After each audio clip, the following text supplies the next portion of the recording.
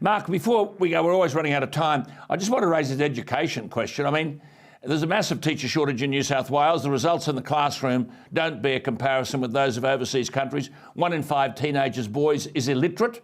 Over 20% of boys, as I said last night, and 10% of the girls can't punctuate sentences. They can't spell simple words, write a story in paragraphs. Between 36 and 46% of teachers are teaching subjects in which they've got no special skill. A quarter of the maths teachers have no training in maths. This is according to an Australian teacher workforce survey last year, 18,000 teachers. 20% of science teachers have no training in science. Mark, are teachers still on full pay, but because they're not vaccinated, they're at home doing nothing? Yeah, this is the latest piece of genius from the New South Wales Education Department. There's nearly 400 teachers not vaccinated who could be in front of a classroom who are on what you call gardening leave. They're being paid just to stay at home with no duties, no work, no students.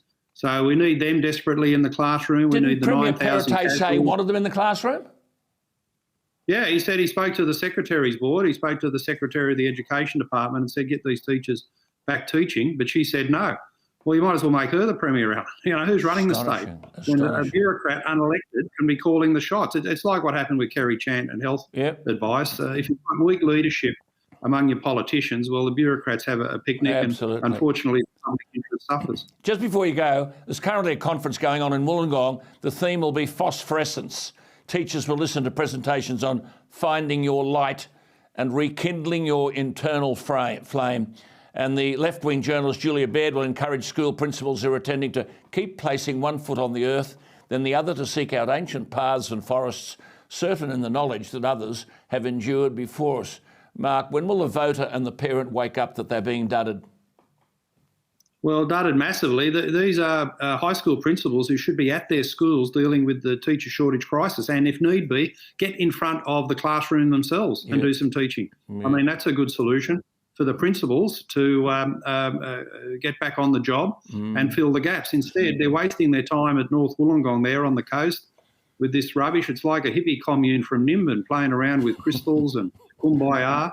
It's completely laughable. And you look at the speakers, Alan, the sad thing is none of them have got anything to do with education. No. 2 from the ABC, a couple on mental health, and someone who's a poet.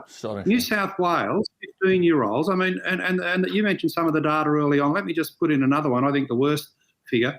New South Wales 15-year-olds are 4 years behind their Shanghai equivalents in China. 4 years behind in maths, 3.5 years behind in science, and they're down there at North Wollongong singing Kumbaya. I mean, it's just absolutely pathetic.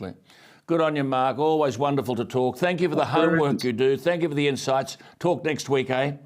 There he is, Mark Latham, who leads One Nation in the New South Wales Parliament. I think we need about 150 Mark Latham.